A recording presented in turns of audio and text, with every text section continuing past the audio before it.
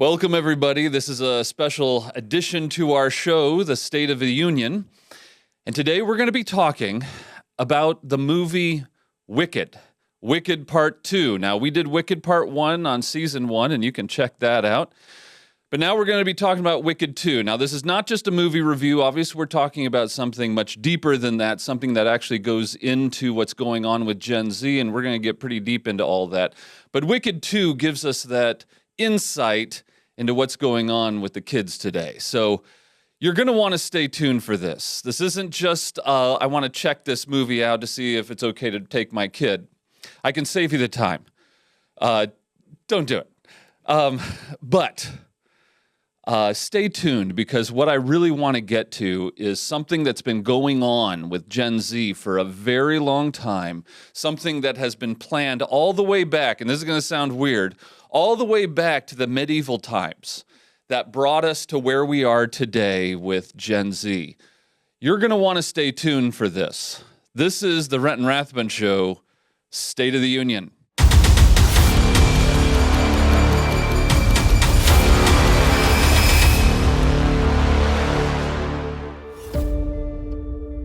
All right, everybody. Now listen. When we do these special editions, the State of the Union, what we're trying to do is talk about what is going on today, something that is happening right now that we need to talk about right now. And of course, Wicked Part 2 came out, I think it was last week, and I went to see it, and I went to see it with my good friend Topher, who is supposed to be here today, but will not be able to, and I'll tell you that story in a little bit. But this is so much deeper than this movie. So I want you to listen for what we're going to talk about with the movie, because it's going to reveal a lot of things about what's going on today. But there's something much deeper and much more important.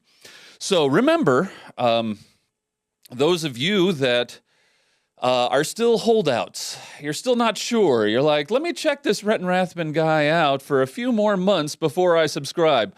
I think now is the time. Now is the time to subscribe. Today is the day of subscription. So press the little thing on the subscription thing and the bell, all the stuff.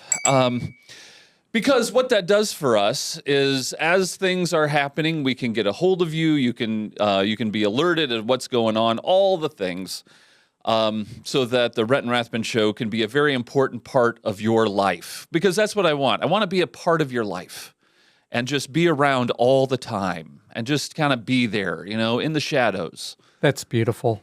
Thank you. Thank you. Yeah, so we have... We have Jersey Mike with us today. Jersey Mike, why don't you say hi to everybody? Hi, everybody.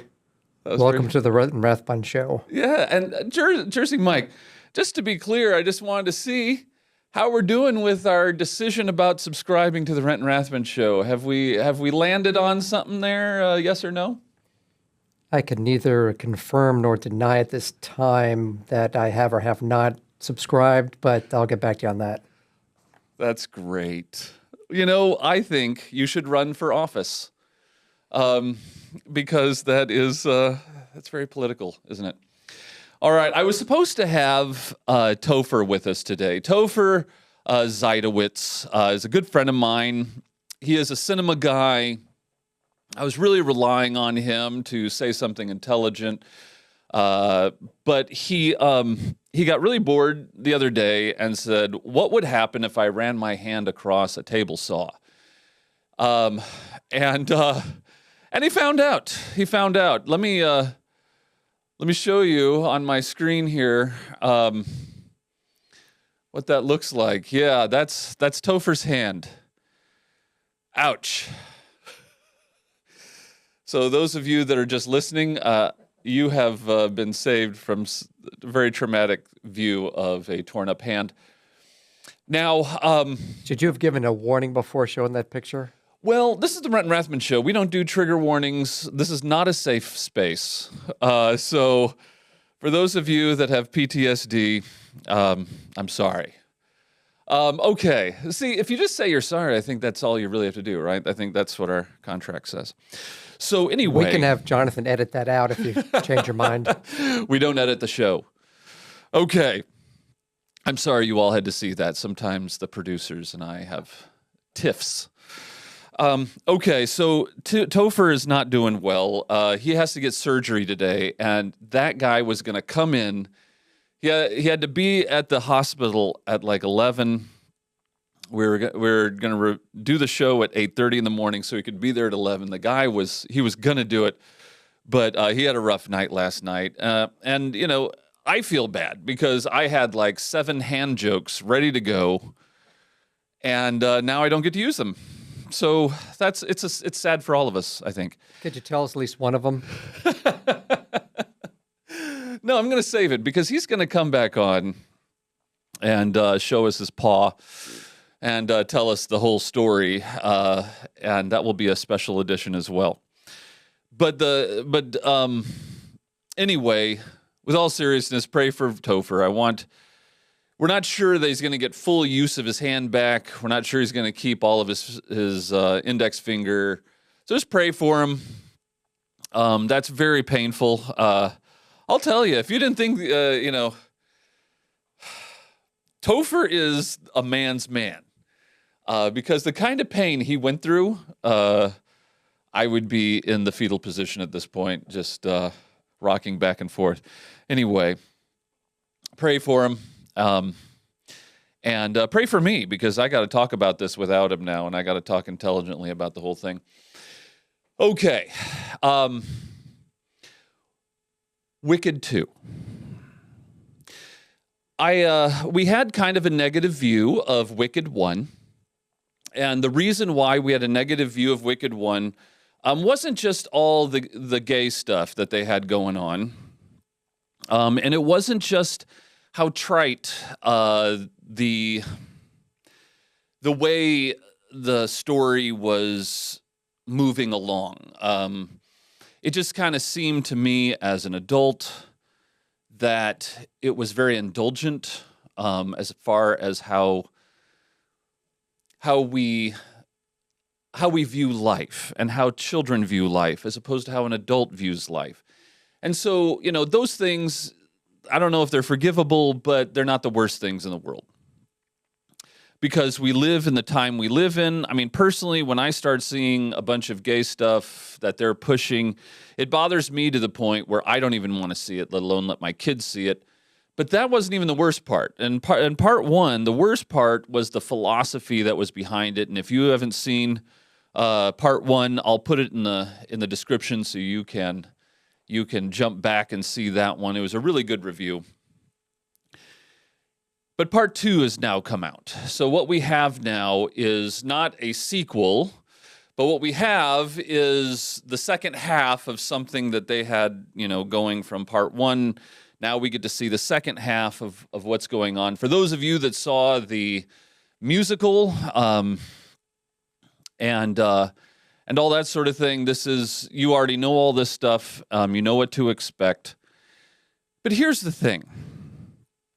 I am getting the sense, especially when I talk about this movie to other Christians, I get the sense that there is some loyalty to this story. They are really some people that really don't want to hear negative things about this movie. And I can tell you that I get it. There's movies that I could mention now that I just love, and I can watch them 1,000 times.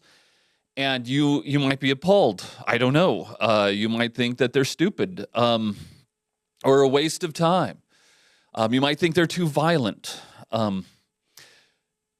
But I know what it's like to need a story to be good, and that you're rooting for the movie, if I can put it that way. And I think there's a lot of Christians that are rooting for this movie. They may have seen the Broadway play, or they liked, the soundtrack or whatever, and they really wanted this movie to be good. I can tell you part 2 is not one that, as far as technical work goes, I don't think even those of you that want it to be good, you're going to think it's good. The songs, there's an SNL skit, a Saturday Night Live skit, where they have these two people that make these albums, and they kind of make up the song as they go along. It's kind of funny, at least the first time. They kind of push it too far. But anyway, and so you can tell the two actors in the SNL skit are actually making words up and trying to keep up with each other and making it up as they go along. It's cute. This movie kind of felt that way. It felt like they were just making up words as they went along, as they sang. And again, I am a barbarian. I am not good at art and understanding the deeper things and all that sort of thing, and knowing why they're singing the way they sing. It just sounded really forgettable songs. And yes, I took a sigh of depression every time I knew a song was coming up. And so I know I'm not the right guy to talk about this. So if you want to see it and see if you like the songs, I wish you all the luck. Okay. To begin with, I want to bring on Megan Basham. Megan Basham wrote a book called Shepherds for Sale. It got really big. Shepherds for Sale is a deep dive into what's going on with the Southern Baptist movement, particularly with, what's his face, Russell Moore. I met Russell Moore in person, had a conversation with him. And it was before he kind of went off the deep end and decided to sell out God for money and fame. If you haven't read that book, I think it's a great book to read. I'm not saying all of the Southern Baptists, anyone that's Southern Baptist fits into the description of all that. She's talking about the high ups and some of the bad stuff that was going on. This happens everywhere, even in my denomination, all over the place. If you're in a denomination that's gotten kind of big, there's always going to be some issue. And she wrote on this. It's a great book. Check it out. If you're a big fan of Russell Moore, you may not be at the end of that book. I don't know why I'd be a fan of him anyway. Christianity Today hasn't been Christian for a very long time. But anyway, Megan Basham. So I was really excited to see that she did a quick review. Now, she did a review in her car, and I don't know why this has become a thing. It is the most annoying thing I've ever seen, where people talk in their car, and I think I think someone just started doing it, and someone believed that this was going to be good. They got some views or something, and so everyone starts, giving their wisdom from their car. Could I put out a plea? Stop. Just sit somewhere and just talk. You don't have to be in a car. It doesn't make you edgy. Okay. Megan Basham is in her car. I think she just got done watching the movie, and she wanted to express to everyone how this movie went. What we're going to do is we're going to go through some of what she said. I'm going to stop it, and then I'm going to make some of my own comments, and we're going to do that, and then I'm going to show you what this movie really is about, because I think she's dead wrong on this. Even though I liked her book and I like some of the things she says on her podcast, she is dead wrong on this. So let's hear what Megan has to say. She starts off just giving a defense of why she brought her kid to it, and you can tell she's a real, not a fanboy, I guess a fangirl of this movie and all that. So let's take a look. Okay, guys, so we just got out of the screening of Wicked, my sixth grader and I. And so first, to all of the people sort of outraged that I would take my sixth grader to a PG movie. So just want to emphasize that, yes, I know the title is Wicked, but the movie is rated PG. And that rating was very much reflected in the film. I understand that the actresses have been incredibly annoying on their press tour. I understand they have said ridiculous things in interviews about their championing of the gay community and the LGBT community. But let me just say that with the exception of the SNL actor, I forget his name right now, but he is gay and he's somewhat effeminate in his mannerisms. So, in his acting performance in this film, he's still a little effeminate. but that's it. I mean, there's nothing else in this film, and you don't get the impression that it's on purpose. I think this is literally just this guy's mannerisms. He can't help it. First of all, just because a movie is PG, that means very little. Splash. Those of you that are as old and decrepit as I am, remember the movie Splash. That was PG also. There's also nudity in it. So our definition of what makes something PG, I'm not sure that's, when the world says something's safe to watch, I'm not sure that's the best way to decide if something's safe for your kid. Number two, yes, the man that she's talking about is in SNL. I can't remember his name either. I don't care. But to say that he can't help it, he's a very flamboyant gay guy that does the mannerisms and the talk the way most gay guys do because they want to present themselves as gay. Can we stop pretending that this is not an affectation that people put on their voice so that they can signal who they are and what their identity is? Identity is huge right now. It's huge. It's always been huge. And to think that someone just can't help it and that's just their mannerisms, that's insane. What is she talking about? Number two, the two actresses that are the star of this whole thing. The fact that the woman that plays Alphaba, I can't remember her name, but the fact that she is gay is a big deal. It is not small. And yes, they've been annoying, but they've been worse than annoying. They've been slandering the way God made the world. They despise not just Christianity, they despise God. It's not annoying. What they're saying is evil. Okay. So let me just say that. I don't think you need to soften things just because you want to defend that you saw it. Okay? I think if we're honest with ourselves, when we watch a movie, we have to go in knowing we are watching something that is produced by the world, acted out by the world. It's a worldview from the world. I mean, it's all going to be questionable, and it's okay to admit the harsh realities of what you're about to view. What you don't want to do is lessen the reality of sin so that you feel better about dragging your kid to a movie, okay? So let's just say that. Context is everything, especially in this movie. It matters that the star of this movie, the woman that played Alphaba, is gay. It's important that the man that she, quote unquote, fell in love with in the movie is gay. All of this is context around the movie, and all of it matters. You can't deny the context. That's crazy. You don't want to do that if you want to understand the worldview of your movie. Okay, let's go back to Megan and see what else she has to say. That's the first thing about this movie. Content-wise,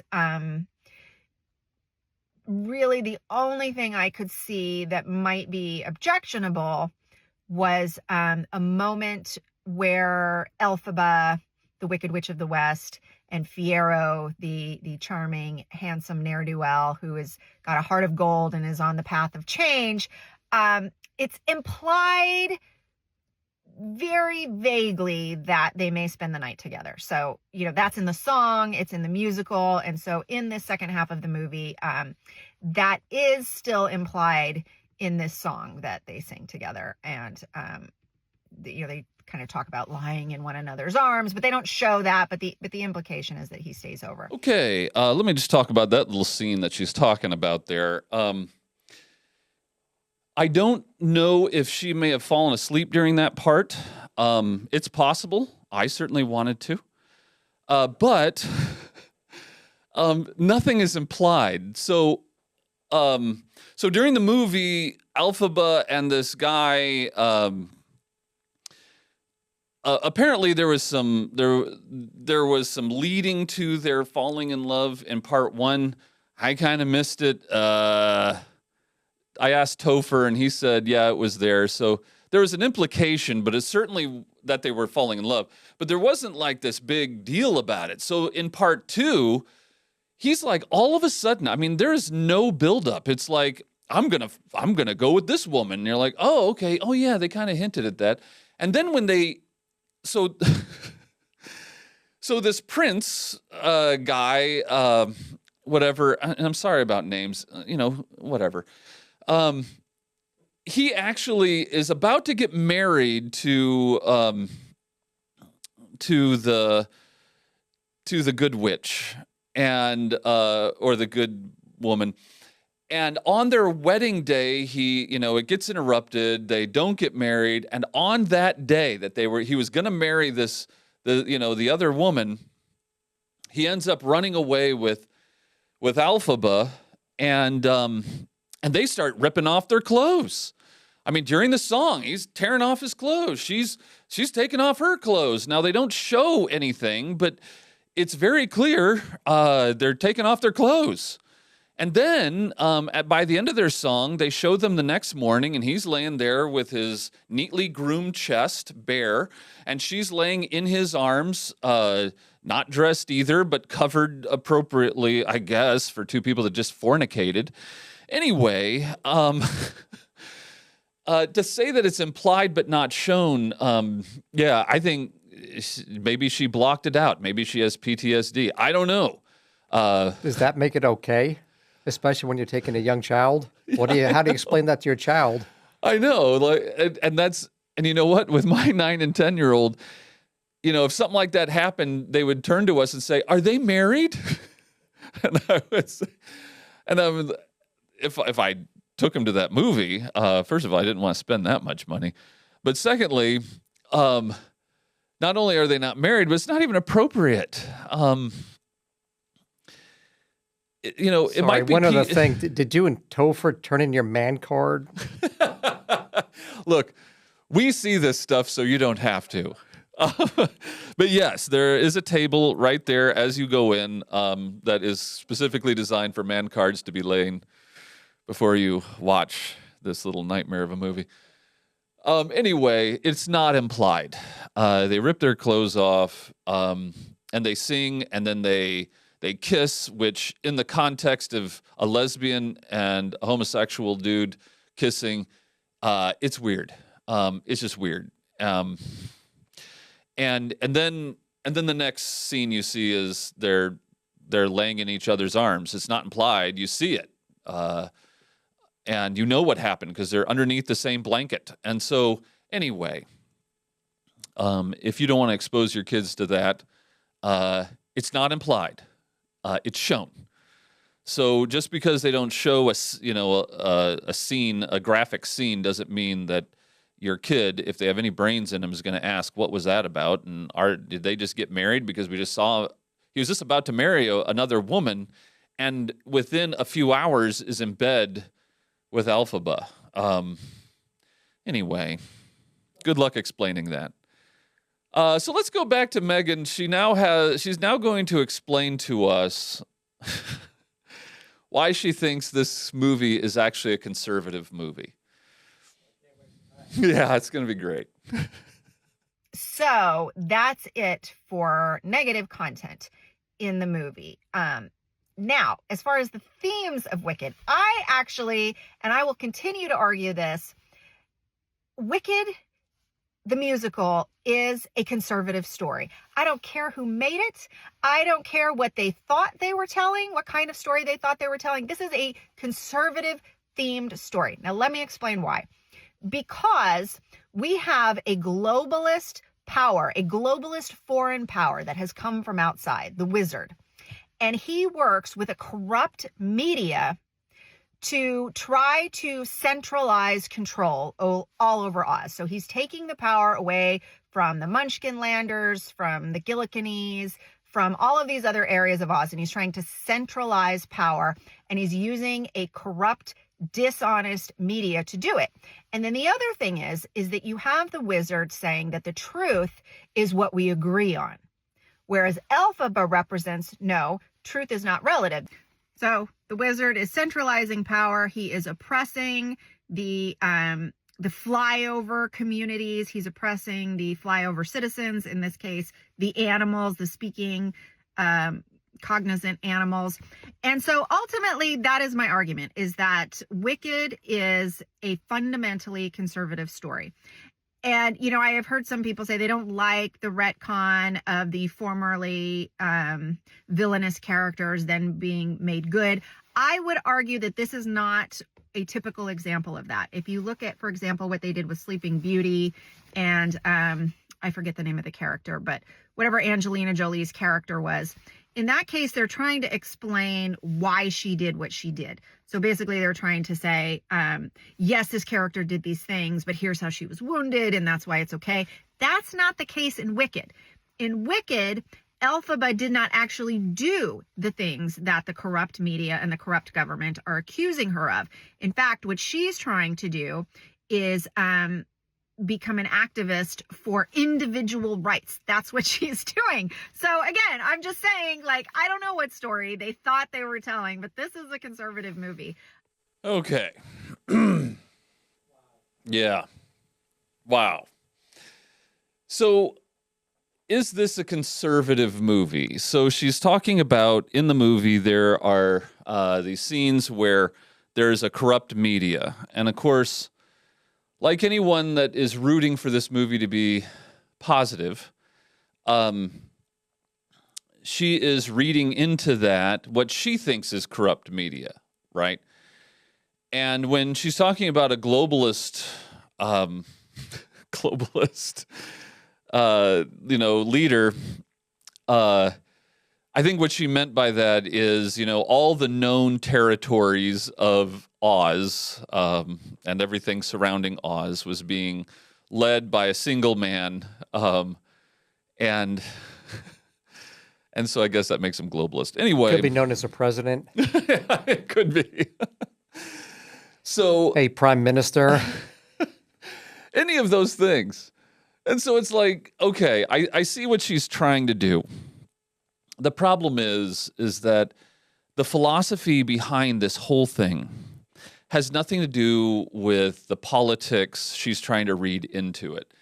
I mean, to the liberals that created this thing, they see Donald Trump as a globalist that is oppressing everybody and making them, do what he wants, and stopping some from their exercising free speech and giving the platform to people that shouldn't have free speech, and that's how they see things. But the problem that she's missing is that this is not necessarily merely about politics. Not everything comes down to politics. Politics is a symptom of a much bigger issue. And the bigger issue is the philosophy behind this whole thing. And the philosophy behind the whole thing is not just mere globalism and oppression and all that sort of thing. It's the same philosophy that was tied into part one, and that is authority cannot be trusted. The individual can be trusted. The individual is you. And when you watch part two, the ambiguity, the absolute ambiguity of morality is insane. Because what they're saying is, the Wizard of Oz is evil because he oppressed certain people.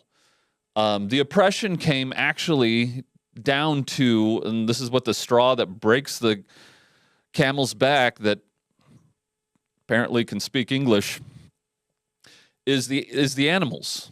He imprisoned some of the animals that were speaking out. And as the animals were imprisoned, they weren't able to speak English anymore. If what I'm saying sounds stupid to you, you're correct.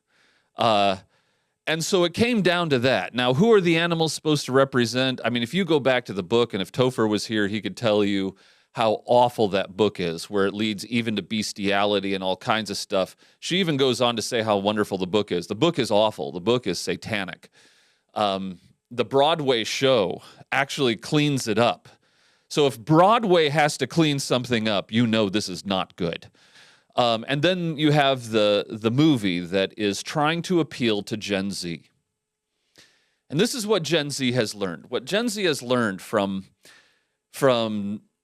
social media, and now with AI controlling how things are understood through how people ask questions and prompt and all that sort of thing, this is what it comes down to. Gen Z is seeing the world as a place where they cannot turn to those in authority. Authority can't be trusted because all authority wants to do is maintain its rule. And in this movie, the desire to stay in charge, it didn't make sense because there were no high stakes. The high stakes were animals that could no longer speak English because they were being put in cages. And, I'm kind of old-fashioned. I kind of think animals should be in a cage. They seem to be fed well and watered. Anyway, they couldn't remember English anymore, and I guess that was really sad. So the stakes were so low, it didn't make sense that we should care about all this. But you have to understand who they're appealing to. They're appealing to a choir. The choir already knows because social media and technology has already taught them you cannot trust authority.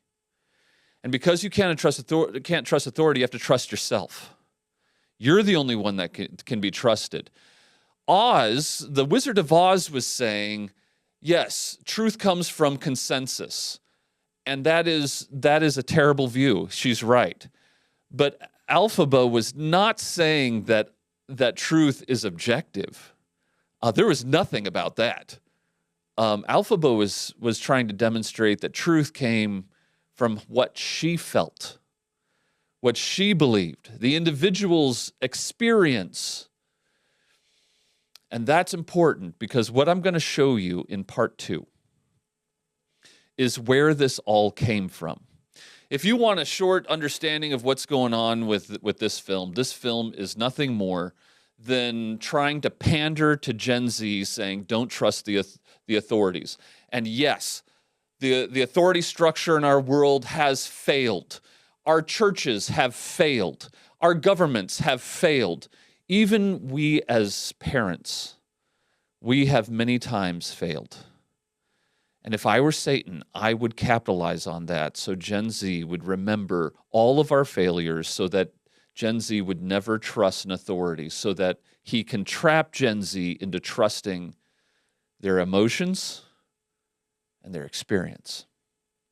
And this plan has been all the way back to the medieval times. This plan has been cooking and cooking and cooking for today. And what I want to show you in part 2 on Wednesday is how that works.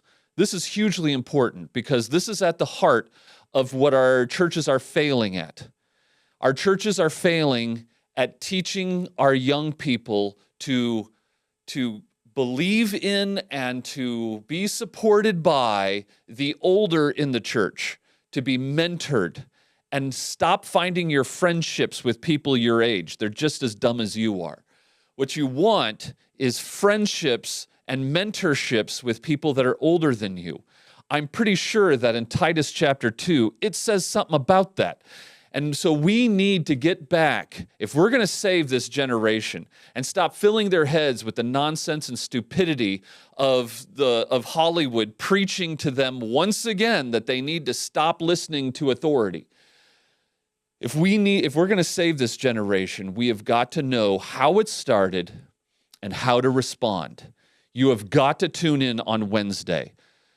Sometimes I have seen the algorithms, and Wednesday is not viewed as much as our Monday show is, and I'm telling you, that is a mistake. On Monday, we just get things going. On Wednesday, that's when we get in the meat, and it's going to happen again. And I'm telling you, it's not just about a dumb movie.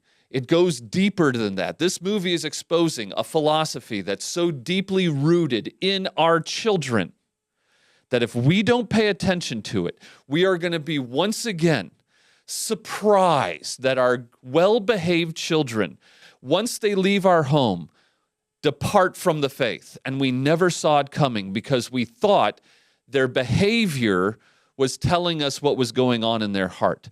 And I'm telling you that that's not how it's working. We have all these guys going out right now trying to convince our kids that God is real. We have Frank Turek telling them if they just have enough evidence, if they just understand all the evidence, if they just know all the proofs and all the evidence, and it just makes so much sense, and it's so logical. And if we can show the kids that it's logical and that we have evidence and we have proof, then they'll believe. And they have no idea that that's not what the issue is. That's not what's going on right now. And if you tune in on Wednesday, I will show you what's going on and how we can have an influence on our kids. Because if you don't understand this, you're going to be fooled again. Don't be fooled. So I will see you on Wednesday. Put it on your calendar. Do it right now. I'm waiting. Just put it on the calendar, do the thing, flip the stuff, and put on the calendar that you're going to tune in on Wednesday. You've got to tune in. All right. I will see you Wednesday to finish out our State of the Union. This is the Renton Rathman Show, people. Come back. I'll see you on Wednesday.